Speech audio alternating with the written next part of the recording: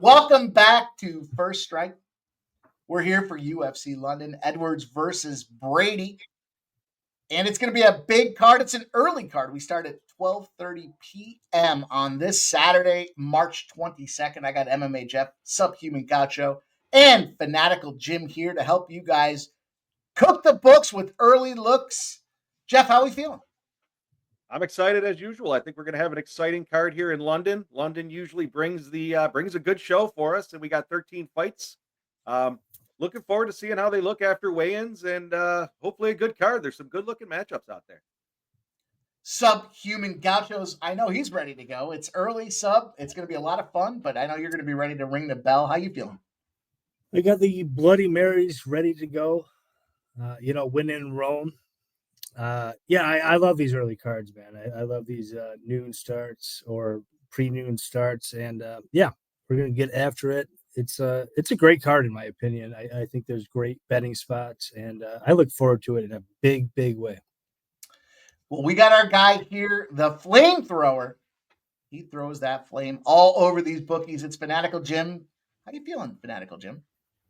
Feeling good, Mike. It's an interesting card. Back in England, it feels like we're always in England. I think Jeff and I broke down the Cage Warriors and Sub and everyone else. Was it last week? And there was 2 fights, Friday and Saturday. And now we're back, and it's a crazy time. Pretty early, but as Sub was saying, it's a great card. I think there's so many good fights, so many good opportunities. Once again, a few weeks ago I said I had a lot of pregame action. On this one, I had a lot of pregame action. I think there's some good spots here. You can beat line movement early and maybe take advantage of live spots late. So looking forward to it. Well, we're going to give you guys some free bet strategies, but you know the deal. You got to tune in on Saturday because we're off a banger. We've had a couple of great weeks rolling now, and this Saturday I expect to have no exception. When we put our heads together, the bookies pay the price. Let's get to work, gentlemen. We've got the first fight. Jeff's going to bring us into Herbert Padilla, and I can't wait to hear the breakdown, Jeff. Talk to us. How are you getting paid? Yeah, I'm looking forward to this. It's an exciting lightweight battle. The matchmakers did us justice, I think, in this one. We've got striker versus grappler, another one. Always exciting. I like these fights. Comes in with strategy. And we got Herbert, 36 years old, 13-5-1 as a pro. He's had a bit of a tough run coming into the UFC. He's 3-4-1. He's fought some pretty solid competition, though, so you can't really hold it against him. He is getting older at 36 years old. So, he's got a significant height advantage at 6'1". Padilla, he's only 5'9", but Herbert's only got a 3-inch reach advantage. So I'm kind of curious to see how this is going to play out, him being the striker predominantly. Herbert's also fighting in front of the hometown crowd. It's going to be rowdy. And he's fought regularly in front of these larger crowds, so he's used to the bigger stage. So I'm curious to see how he game plans for this one. Ultimately, he's a very active fighter on his feet. He's always moving, switching around to show different angles and get different looks. Surprisingly, as much as he does move around, though, he doesn't really throw a whole lot of volume. And he's prone to getting taken down. He seems like he gets taken down very easily with some of the tape that I've watched back. He did mention in an interview that he had about 3 months notice on this one. I think he said he found out about this fight around Christmas time. So he said he's going to be well prepared. He said he's actually going to dominate this fight in all aspects, and he's going to look for a finish. So he's certainly got a game plan together, looking for success. You got Chris Padilla, Taco on the other side of things. He's a young fighter at 29 years old. However, he's got more fights under his belt at 15-6 as a pro. He's 2-0 in the UFC, looking to go for 3 wins straight. His previous 2 fights were in the Apex. As I had mentioned with Herbert there, he's used to fighting in front of the bigger stadiums or bigger sets of crowd out there. His previous 2 fights were in the Apex, and he's going to be going to probably the biggest crowd he's ever fought in London. So I'm interested to see, or curious to see, how he's going to handle the bigger, louder crowd and coming in as the underdog. He is a well-rounded fighter, known to shoot takedowns, which is going to be a tough strategy against Herbert because Herbert, again, is a striker, wants to keep this on the feet. He's also got power and great cardio, though. So I think this, again, is going to be a solid matchup. Typically he would like to get this one to the mat, try to get your back, and then shoot for submissions for the rest of the round. As I had mentioned, Padilla, his last 2 fights, his first 2 UFC fights, he was a big underdog, and he ended up coming out with the win. During an interview, he actually said that he embraces being the underdog and he uses that as motivation. What's he going to say? You were an underdog your first 2 UFC fights and you came out and won. Of course, he's going to use it as motivation like most normal people would. Um, actually came out to London early. He said he wanted to work on a slower weight cut and wanted to keep himself in good condition and ultimately get used to the time change and to travel and all that good stuff. So he did say his weight cut's going good. So I'm excited to hear that. I see this one starting out with Padilla moving forward, typically, his style of fighting. And then you got Herbert's going to move around to avoid the strikes. And again, as I mentioned, a low volume striker. I don't see a whole lot from him in the beginning. I think it's going to be a feeling out process. At some point, Padilla is going to shoot for a takedown, and he's going to test Herbert's grappling. If he gets Herbert's back right away, I think we're going to see a finish inside the distance in this one. Otherwise, I think Padilla is probably going to get the takedowns, and he's just going to ride the rounds out, doing enough to impress the judges for a decision. I'm rolling with Chris Taco Padilla in this one on the money line. I got this one earlier in the week at plus 110. It's down to minus 105. So make sure you shop that around if you're going to take him on the money line. There are some other good looking plays out there, but I think this is the best bet for the money. Yeah, I'm going to roll with Taco. Let's go. And I'm excited. Sub's bringing us to the second fight of the night. Well, we are here talking about a bantamweight bout. Thank you, by the way, MMA Jeff. I have a lot of interest in that last bout. Talk about that when the time comes. But in the meantime, Nathan Fletcher, Colin Loughran, a couple of guys from the Isles, and this is a fight where I didn't think that I had that much interest in the money line until I did. This is a rematch. These guys fought back when they were in their teens or 20-somethings on the amateur circuit. I tell you what, I think the line movement has been all wrong, and this is kind of a theme with me in recent weeks. I feel like the market has gotten things all wrong, and this is another case where, I didn't have a whole lot of interest in Nathan Fletcher at minus 160 and what have you. But now that the line has gotten down to a pick'em, sign me up. Sign me the F up. Colin Loughran, he's a guy that I have overestimated in the past. I bet him in a big way the last time he fought in England. And I was embarrassed. You take credit for your big wins, and you have to, by the same turn, take credit or blame, I guess, for your faults. And that was a fault of mine. I thought that Loughran would be able to back Hadley up and just win on minutes, and I was wrong. I was totally wrong.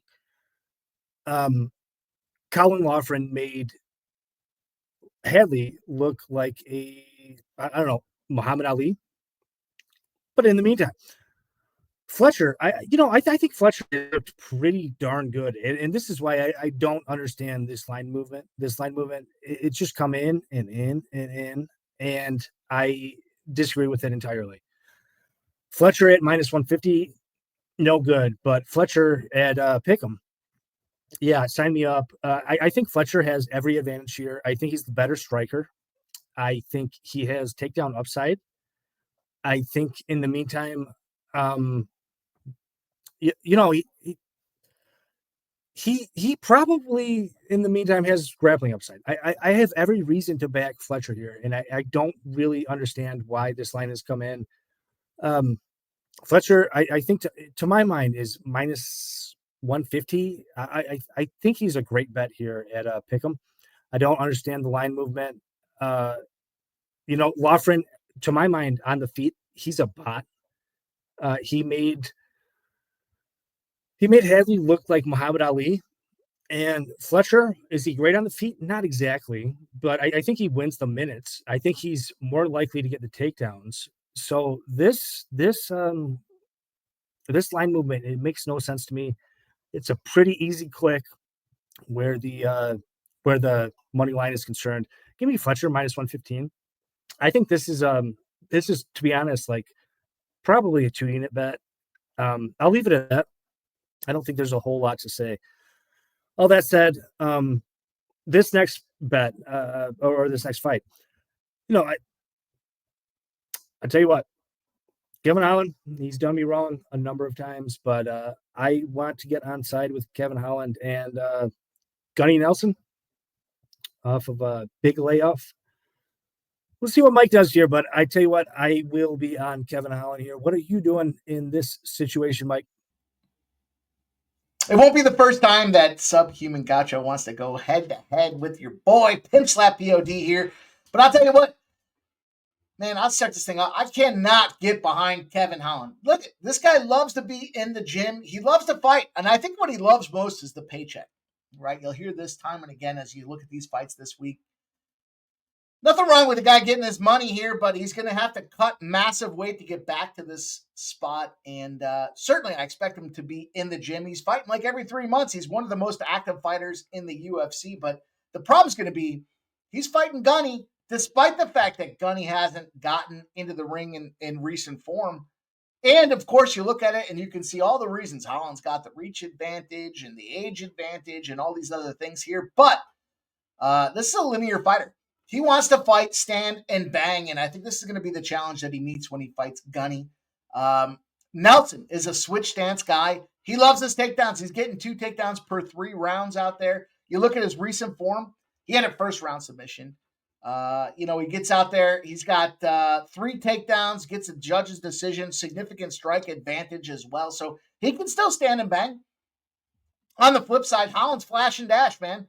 He got a lot of publicity around this guy. He gets a first-round knockout. He gets loss. He gets the rider. He gets a first-round submission. But we can't dismiss the fact that Gunny's looking for win number 20. We might see Holland want to get involved with some front chokes. He likes those Darce chokes as well. But at the end of the day, I think what happens here is we get a guy in Gunnar. He's going to go with the leg kicks. He likes to beat up that tree trunk and put him to the ground. And once he goes to the ground, I think that's where we see the problem with Kevin Holland. This guy loves to get down there. He likes to grapple and he likes to wrestle. And that's the problem for Kevin Holland. That's his kryptonite. We're in a position here where we can catch huge plus money. I'll keep it short and sweet. I'm going to get involved here. I'm going to take Nelson inside the distance. I don't expect it to be a KO finish. I do think it's a submission. But I'll keep my options open, and I'll take a plus 170. And Nelson to get this job done inside the distance. Contrary to all of the things that I like in these fighters, I just can't get behind Kevin Holland. I won't get behind Kevin Holland. Give me Nelson plus 170 to win inside the distance. And we'll move on. We're going to go to our guy. Drops the gas all over the foot of the bookie. Lights him on fire. He's going to give us this big winner here in the final play that we gave you guys here tonight. Look forward to this one. Jim, talk to us about how we're getting paid. Thanks, Mike. Yeah, we have Jordan Vucenic taking on Chris Duncan, the Englishman Jordan Vucenic, and the Scot Chris Duncan. And I think a lot of us fought over who would take this fight because it's really intriguing, and I think we all feel that there is one side that has a lot of value. So I'll start with Jordan Vucenic. He has a soft spot in my heart. I would say he's up there with Fluffy Hernandez in terms of a guy that I just love to bet. Going back to Cage Warriors, wins as his dog against Paul Hughes, wins as a dog against Morgan Charrière. Fights a tough rematch of Paul Hughes. He's a former Cage Warriors champion at 145. He's just been amazing. I mean, overall, his skill set, he's a great striker. He is a great grappler. He throws good kicks. He throws good punches. He can get on somebody's back in an instant. He's just an overall well-rounded fighter. If you fast forward to last year, he takes on Adrian Kepa at Cage Warriors in July. 2 weeks later, he wins that fight. 2 weeks later, he goes to the UFC to take on Garam, who's on this card as a minus 400. He takes that fight on a week's notice, and it's 2 weeks after the fight he had against Adrian Kepa at Cage Warriors. And he looks great. he knocks down Guram. He takes down Guram. He has his back. He has the submission almost in, but he was a little bit too high and got knocked off. But there were moments there where I thought it was 1-1 going into the third, and Guram won the fight.